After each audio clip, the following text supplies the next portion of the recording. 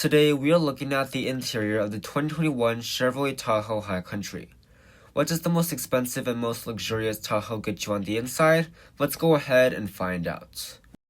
The High Country model really elevates your interior experience compared to the lower trim levels, but keep in mind it is no Cadillac Escalade or Yukon Denali. Starting with the door panel, you will find stitched leather, open portalwood trim, and aluminum on your upper part. Your switchgear is finished in gloss black with your two-person memory seating, and there's some leather for your knee to rest against and for your armrest. There is plenty of storage space at the bottom as you would expect, and the fixed running board makes it very easy to get inside. There is also High Country branding on your tread plates. The seats are going to be made of real leather with High Country branding as well as contrast stitching and piping. They will include heating, ventilation, and 12 ways of power adjustment as standard equipment. Massaging is available on the Cadillac Escalade. Now let's take a look at the rest of the Chevrolet Tahoe's interior. The steering wheel is going to be very nicely leather wrapped and heated. You do not get paddle shifters, and this model does not have Super Cruise. But if you do have Super Cruise, there will be a light bar right here. You get some dark accenting right here. I think that is kind of a bronze-ish color. And there is no weather-covered airbag cover that is reserved for the Escalade only. Additionally, the steering wheel is going to be power adjustable, and steering wheel heating is standard on the High Country. On the 2021 model, you do not get fully digital gauge clusters. There is a little screen in the middle that is customizable and actually shows a good amount of information. You can see your oil life, your tire pressure, your air filter life and brake pad life, and a whole bunch of other driver assistance things, and also a blank page if you want that. This setup is actually pretty nice, but if you want a more high-end gauge cluster system, go ahead and get something after this 2021 model year. Also on the 2026 Tahoes, you can do other things like have a full-screen Google Maps system. The High Country trim definitely impresses when it comes to materials. On the upper dash, you will find soft touch leatherette, open portalwood trim, a lot more leatherette, and some aluminum trim. And on the center console, you will find some matte black plastic, and along the sides, you will find stitched leatherettes. Additionally, you will find some bronze accenting right here because this is the High Country model.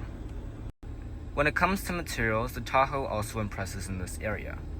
Right here, you will find a wireless phone charging pad as well as two USB ports and 12-volt outlets. Behind that are two cup holders, and this is a good place to store your key fob. By the way, this is what it looks like, pretty typical GM design.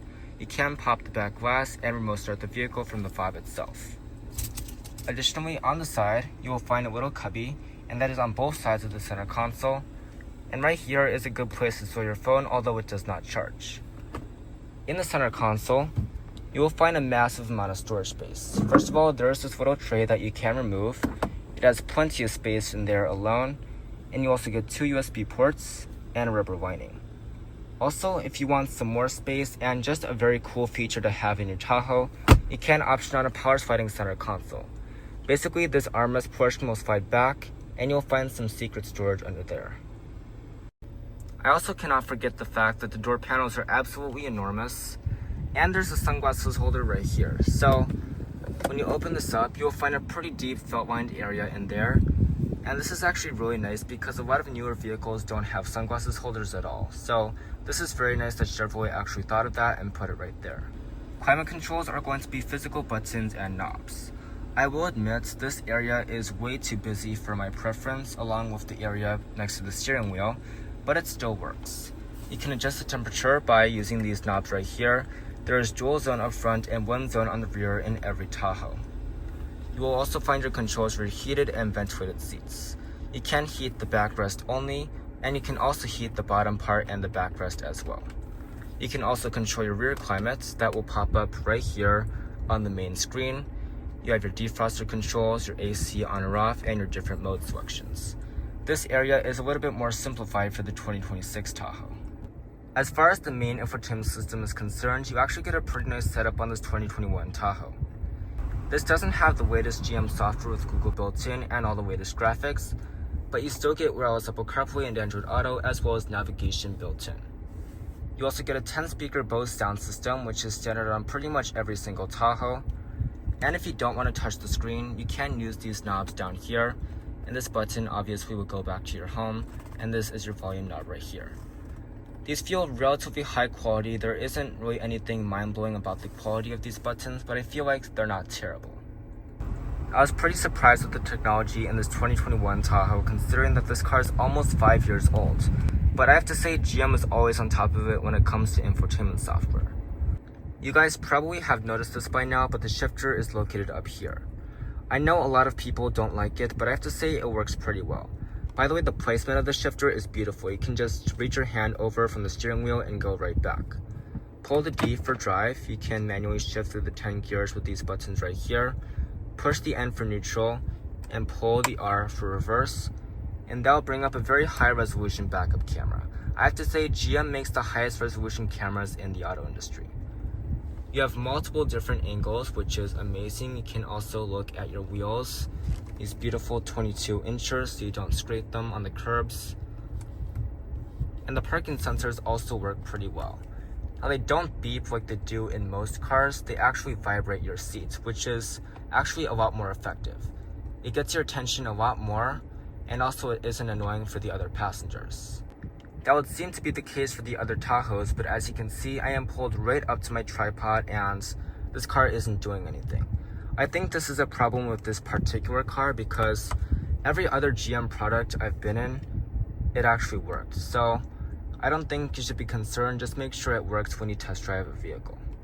With that aside, I have to say that GM has done a pretty good job with this camera system. Obviously, there's active trajectory, and you can go to the trailer view if you want to hook up a trailer. And the shifter, while it isn't everybody's favorite, it still works pretty well. Obviously, I prefer the column-mounted style that's on the 2026 Tahoe, where it's right here, but this actually works pretty well. Of course, to put it in park, just push the button. So, this actually is kind of interesting because it doesn't beep when you go up to an obstacle. It will show a little graphic on the main screen and the gauge cluster, but it will vibrate your seats. That is going to be so much less annoying than a bunch of beeping, but it still gets your attention so much more somehow. If you are hard of hearing or anything like that, this is going to be so much more helpful. Overall, the parking sensors work pretty well, so I'm just going to leave it at that. Up top, you'll find a standard digital rearview mirror, some buttons for your roadside assistance. This button is for your trunk, and you can actually adjust how high the trunk goes with this knob right here. These buttons are to fold down your third row seats. And you can option on a panoramic sunroof, but this model does not have it.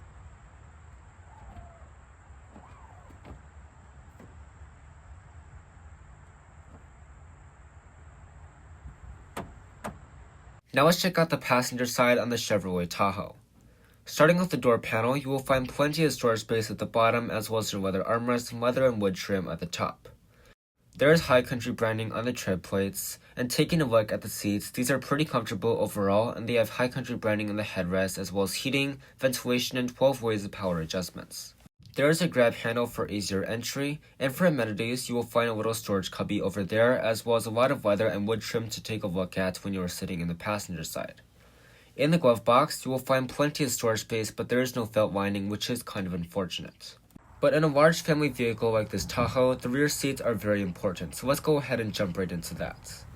As expected, there is plenty of storage space on the door panel, but unfortunately there are no sunshades. However, there is leather padding on your armrest, as well as leather and wood trim at the top. The fixed running boards and the grab handle make it pretty easy for kids to get inside, and taking a look at the seats, they are made of real leather and pretty comfortable overall. They have pretty thick armrests in the middle, and they're going to be heated.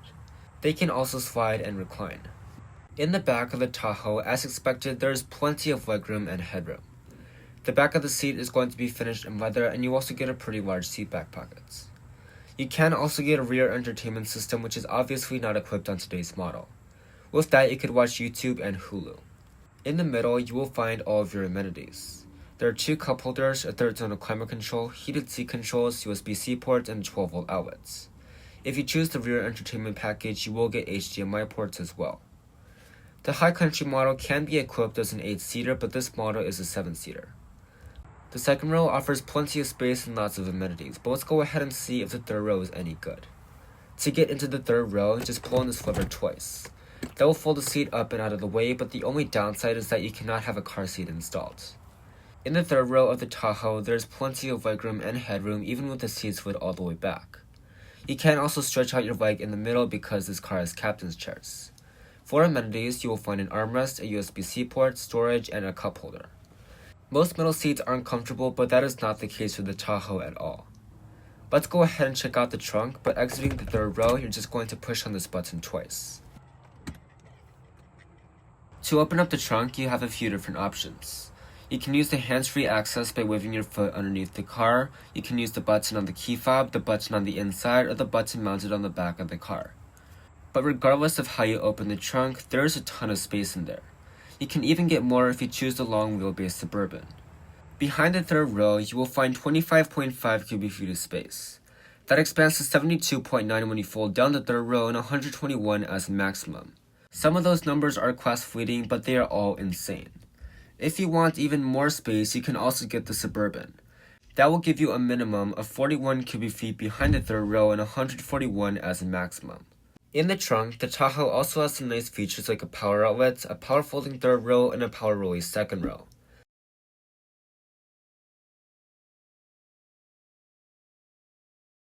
Under the floor, there is a little bit of storage space, but I think it would be enough to get the job done. In case you need to quickly grab something out of the trunk, the rear glass of the Tahoe also opens up. That way you don't have to wait for the trunk to lift all the way up to get your stuff. To close the trunk, just push the button.